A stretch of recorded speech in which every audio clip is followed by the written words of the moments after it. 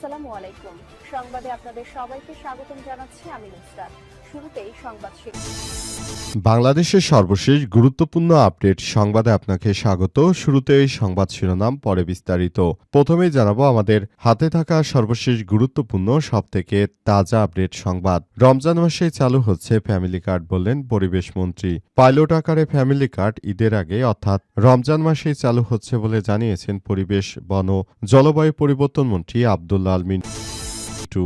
এরপর জানাবো আইনশৃঙ্খলা বাহিনীকে দ্রুত জনপ্রত্যাশা পূরণ করতে হবে, বললেন স্বরাষ্ট্রমন্ত্রী। নবনিযুক্ত স্বরাষ্ট্রমন্ত্রী সালাউদ্দিন আহমেদ বলেছেন, পুলিশ ও অন্যান্য আইনশৃঙ্খলা বাহিনীকে জনগণের আস্থা অর্জনের মধ্য দিয়ে দ্রুত জনপ্রত্যাশা পূরণ করতে হবে। দেশের মানুষ আপনাদের দিকে মুখে আছে, এই ব্যাপারটি কোনোভাবেই যেন হেলাফেলা করা না হয়। এদিকে পুরনো স্বৈরাচার থেকে শিক্ষা না নিলে একই পরিণতি হবে বিএনপির। এখন টেলিভিশনে 4 জন সাংবাদিককে নোটিশ দিয়ে বের করে দেয়া এবং বাংলাদেশ সংবাদ সংস্থার বাসুসের এমডি মাহবুব মোর্শেদকে হেনস্থার ঘটনায় উদ্বেগ প্রকাশ করেছে জাতীয় নাগরিক পার্টি এনসিপি। এনসিপির পক্ষ থেকে আজ বিষয়টি নিশ্চিত করা হয়েছে। এবারে জানাবো শিক্ষার্থীদের ক্লাসমুখী করাই আমাদের প্রথম অগ্রাধিকার, বললেন শিক্ষামন্ত্রী।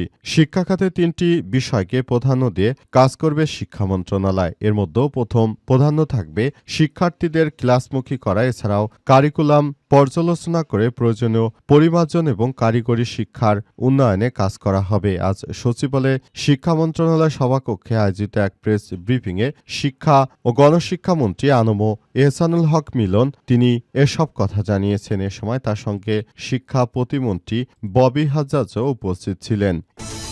এবং সর্বশেষ জানাবো মোবাইল চুরির আখ্যা দেওয়ায় সোনারগাঁয়ে 5 জনকে ছুরিকাঘাতে জখম। সোনারগাঁয়ের কাশপুর এলাকায় মোবাইল চুরির আখ্যা দেয় 5 জনকে ছুরিকাঘাতে জখম করেছে আমিন মিয়া নামের এক দুর্বৃত্ত। আজ 12টার দিকে উপজেলার কাশপুর পার্টেক্স খেলার মাঠে এই ঘটনা ঘটে। এলাকাবাসী দুর্বৃত্ত ওই যুবককে গণপিটুনি দিয়ে পুলিশে সোপর্দ করেছে। এই ঘটনায় সোনারগাঁও থানায় লিখিত অভিযোগ দায়ের করা হয়েছে। প্রিয় দর্শক, এতক্ষণ শুনছিলেন সংবাদ শিরোনাম, এবারে বিস্তারিত।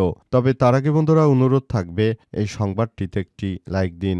এই চ্যানেলে আপনি নতুন হয়ে থাকলে আমাদের সংবাদটি দেখতে দেখতে চ্যানেলটি সাবস্ক্রাইব করে রাখুন। কমেন্ট করে বন্ধুরা আপনার মূল্যবান মতামত জানিয়ে দিন আপনি বিশ্বের কোন দেশ থেকে বা বাংলাদেশের কোন স্থান থেকে আমাদের সংবাদটি দেখছেন এবং শুনছেন। আর বন্ধুরা, সংবাদটি আপনার সোশ্যাল মিডিয়া ফেসবুকে শেয়ার করে বন্ধুদেরও দেখার সুযোগ করে দিন।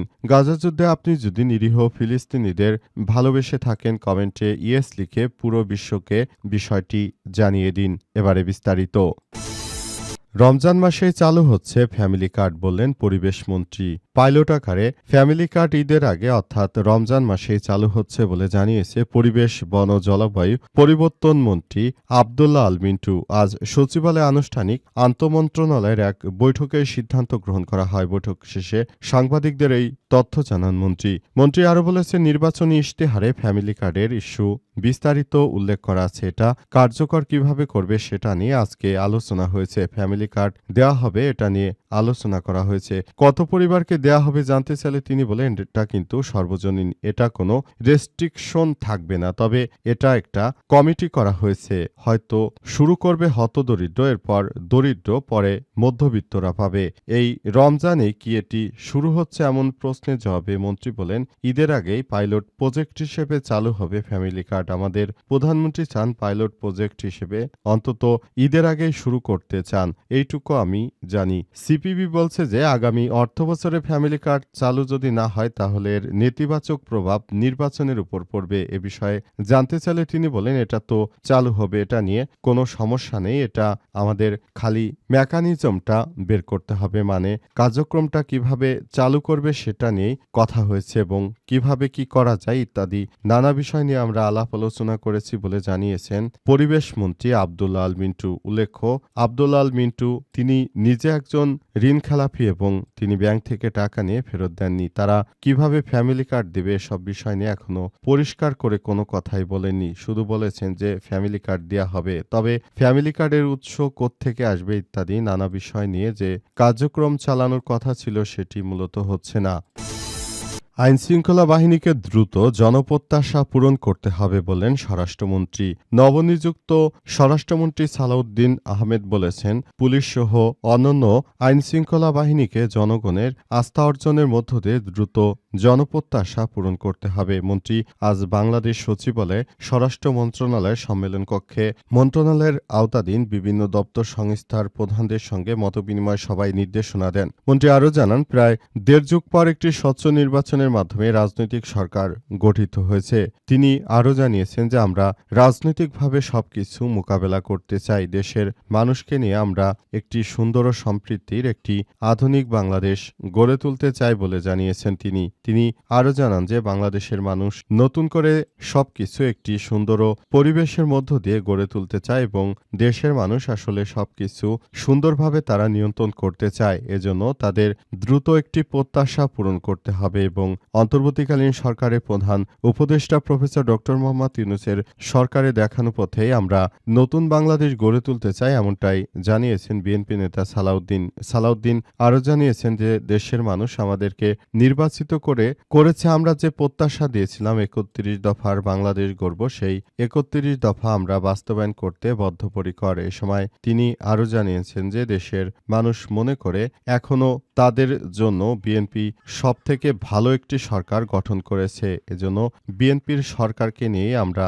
কাজ করতে চাই এবং দেশের জনগণের প্রত্যাশিত সরকার আমরা গড়ে তুলতে চাই। এই সরকারই ভবিষ্যতে আমাদের বাংলাদেশকে গড়ে তুলতে সর্বোচ্চ চেষ্টা করবে এবং এই সরকারই আমাদেরকে একটি সুন্দর আধুনিক বাংলাদেশের মধ্য দিয়ে নিয়ে যাবে। পুরনো স্বৈরাচার থেকে শিক্ষা না নিলে একই পরিণতি হবে। এখন টেলিভিশনে সাংবাদিকদের শোকজ বাংলাদেশ সংবাদ সংস্থা বাসস এর এমডি মাহবুব মোর্শেদকে হেনস্থার ঘটনায় উদ্বেগ প্রকাশ করেছে জাতীয় নাগরিক পার্টি এনসিপি। একই সঙ্গে পুরনো স্বৈরাচারের পরিণতি থেকে শিক্ষা না নিলে নতুন স্বৈরাচারকেও এই পরিণতি বরণ করতে হবে বলে হুঁশিয়ারি দিয়েছেন এনসিপির নেতারা। আজ দলের মিডিয়া সেলের সদস্য সাদিয়া ফারজানা দিনা সই করা বিজ্ঞপ্তিতে উদ্বেগ প্রকাশ করে বলা হয়েছে, উল্লেখিত দুটি ঘটনার মধ্যে আগামী দিনে মত প্রকাশ স্বাধীনতার চিত্র কেমন হবে সেটা এদেশের জনগণ এখন হারে হারে টের পাচ্ছে। তারা জনগণের ভোটে নয় বরং ইলেকশন ইঞ্জিনিয়ারিং করে যে ক্ষমতা এসেছিল, তারা দেশে জনগণকে কখনোই প্রত্যাশিত একটি ভালো বাংলাদেশ উপহার দিতে পারবে না। দেশের জনগণ মনে করে যে দেশটাকে সুন্দরভাবে গড়ে তোলার মধ্য দিয়ে বাংলাদেশটাকে আরও ভবিষ্যতের বাংলাদেশের দিকে এগিয়ে নিয়ে যেতে হবে।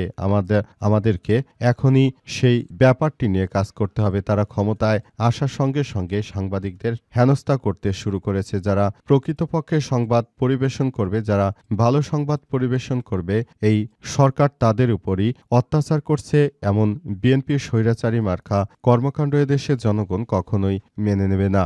দেশের জনগণ তাদের প্রত্যাশিত সরকার পায়নি উল্লেখ করে এনসিপির এই নেতারা আরও জানিয়েছেন, সেজন্য আমরা ইতিমধ্যেই কাজ করছি এবং আমরা মনে করি যে সরকার এসেছে সেই সরকার আসলে জনগণের ম্যান্ডেট নিয়ে আসেনি, কোনো প্রত্যাশিত সরকার নয়, বরং এই সরকার একটি স্বৈরাচারী সরকার। তারা আগামীতে বাংলাদেশে আবারও স্বৈরাচারী কর্মকাণ্ড পরিচালনা করবে। এজন্য তারা ক্ষমতা আসার সঙ্গে সঙ্গেই তারা এখন নানাবিধ তালবাহানা করতে শুরু করেছে। বিশেষ করে তারা জুলাই সনদ নিয়ে যে বাহানা শুরু করেছে, এটা জনগণ মেনে নেবে না। শিক্ষার্থীদের ক্লাসমুখী করাই আমাদের প্রথম অগ্রাধিকার বললেন শিক্ষামন্ত্রী।